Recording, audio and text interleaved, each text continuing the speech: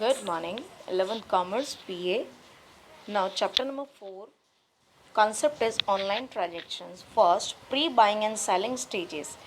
Advertisement and informations receiving are included here. मतलब sales and purchase करने से पहले गुड्स से रिलेटेड इंफॉर्मेशंस एंड एडवर्टाइज देखना ज़रूरी है. सेकंड आता है conditions of buying and selling. This includes price फिक्सेशंस and other related conditions. जैसे गुड्स का यूज़ कैसे करना है, उसको यूज़ में कैसे लेकर के आना है, और बहुत सारी कंडीशंस होती हैं वो, और प्लस प्राइस का जो फिक्सेशन होता है, क्या उसका रेट है, वो सारी की सारी कंडीशंस बाइंग एंड सेलिंग में होती हैं. थर्ड आता है delivery of goods and payments. Information's flow is associated with the above stages. While this stage includes exchange of products and money, the process becomes quick and less expensive if transaction is done online through internet. This entire process is explained from by the customer's points of view. मतलब goods को deliver कैसे करना है और customer से उसका payment कैसे करना है, सारा का सारा यहाँ पे जो ट्रांजेक्शन होता है it is a depend on the customer. Customer जैसे चाहे वैसे वो ट्रांजेक्शन्स कर सकता है. चलिए देखते हैं कि अभी डिलीवरी और पेमेंट किस तरीके से होगा. तो उसमें फर्स्ट पॉइंट आता है registrations. Registrations by filling in the registrations form is a must from a customers who wants to purchase online. Registrations means to open an online account as a seller's site. मतलब seller की जो sites होती है, चाहे वो Amazon हो, फ्लिपकार्ट हो या कोई भी साइट्स हो, सबसे पहले वहाँ पे आपको अपना अकाउंट ओपन करना पड़ेगा. Registration means to sign in for online transactions. For this, a customer need to provide personal details like name, address, phone number, etc. A password is provided for the online transaction. The account is protected by this password so that other persons cannot log in this accounts. अगर मान लो कोई person बार बार transaction करता है, उसको online transaction करना है but वो बार बार करता है, तो वहाँ पे उसका एक पर्सनलाइज अकाउंट होगा जिसका एक पासवर्ड होता है. मतलब आपके बिना वहाँ से कोई भी परचेज या परचेज नहीं कर सकता है. और कोई पर्सन एक या दो ही बार परचेजिंग का कामकाज करता है तो उसको इस तरीके से अकाउंट्स क्रिएट करने की ज़रूरत नहीं है. बट हाँ, इतना कह सकते हैं कि आपको अपनी डिटेल देनी पड़ेगी. So first point is registration. Second one is placing an order.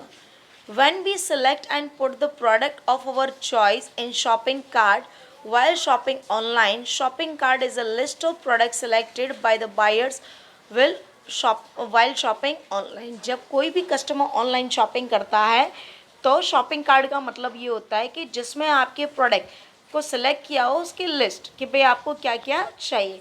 After preparing a list in shopping cart and options of payment can be selected thereafter. जैसे आप सारे के सारे गुड्स को सेलेक्ट कर लेते हो, परचेज के लिए जाते हो, तो वहाँ पे आपका पेमेंट का मोड आता है कि आपको कैसे पेमेंट करना है, वो आपके ऊपर डिपेंड करता है.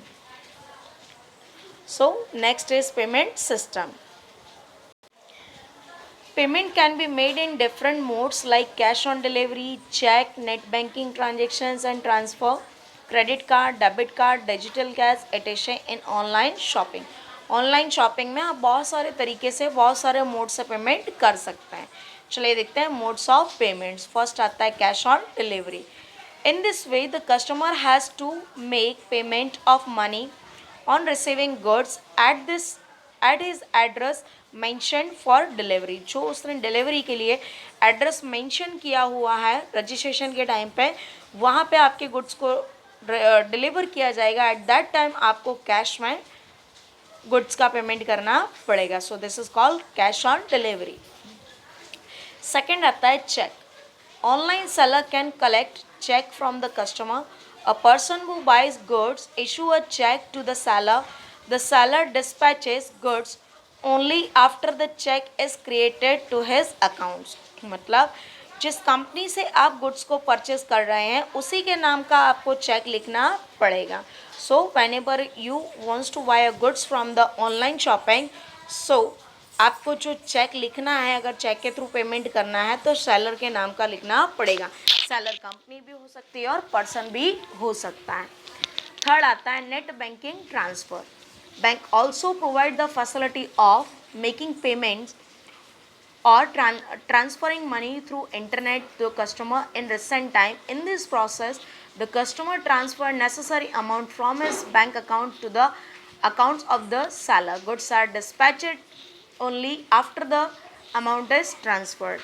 कई बार ऐसा होता है कि नेट बैंकिंग के ज़रिए भी आप कर सकते हैं, बट नेट बैंकिंग में आप जैसे पेमेंट करते हैं वैसे गुड्स की डिलीवरी आपके घर तक कर दी जाएगी, लेकिन first payment and second delivery of goods.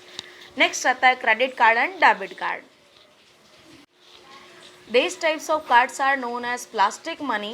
These cards are used in large extent in online shopping. Credit card provider bank provides facility of shopping to the card holders on his credit.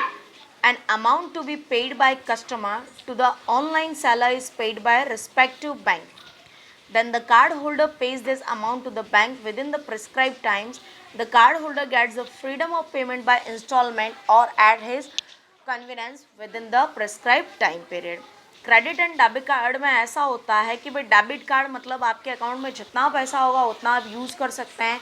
तो यहाँ पे जब बड़ी amount का हम purchasing करते हैं तो वहाँ पे क्रेडिट एंड डेबिट कार्ड का यूज़ करते हैं।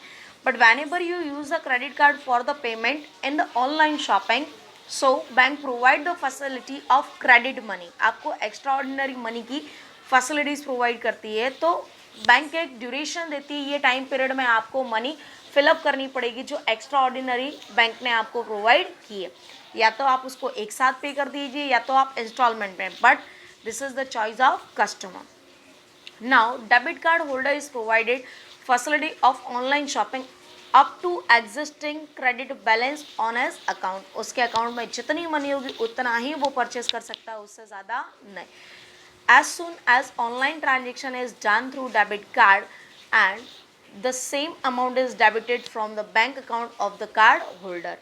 जो कस्टमर है बैंक का कार्ड होल्डर है उसके अकाउंट में से उतनी अमाउंट डेबिटेड हो जाएगी जितना उसने परचेस किया है और डायरेक्ट सेलर के अकाउंट में चली जाएगी। नेक्स्ट आता है digital cash. This is one type of currency which exist only in cyberspace, internet world. This is no physical existence or a forms of this types of currency, but bank provide a facility to the customer to use his real currency in electronic form. ये real currency नहीं होती है but electronic form में आपके पास currency होती है, as a real currency की तरह आप इसका यूज़ कर सकते हैं। The customer has to pay the same amount of real money as a digital cash to the bank, जैसे कि पेटीएम के ज़रिए हम कामकाज करते हैं। Then bank maintaining forms of e-cash and send a special software to the customer. Digital cash can be received through the account of the customer and this digital fund can be used for online shopping. Online आप कोई भी shopping करना चाहते हैं वहाँ पे use में आता है, बट आजकल तो ये ऑनलाइन के अलावा बाकी के प्लेसेस में भी काम आ जाता है जहाँ पे हम ऑनलाइन शॉपिंग करते हैं, पेमेंट कर देते हैं, बट गुड्स हमें रिसीव हो जाता है। तो इस तरीके से ये डिजिटल कैश भी आज के तारीख में काफ़ी ज़्यादा इम्पोर्टेंस है। और दूसरा यहाँ पे जो हम पॉकेट में लेकर के साथ में घूमते थे मनी, उसका वर्णन काफ़ी ज़्यादा इसने कम कर दिया। सो इस तरीके से हम क्या कर सकते हैं, गुड्स एंड सर्विसेज को ऑनलाइन परचेस करके पेमेंट कर सकते हैं। नेक्स्ट पॉइंट आता है हमारा safety and security of transactions का।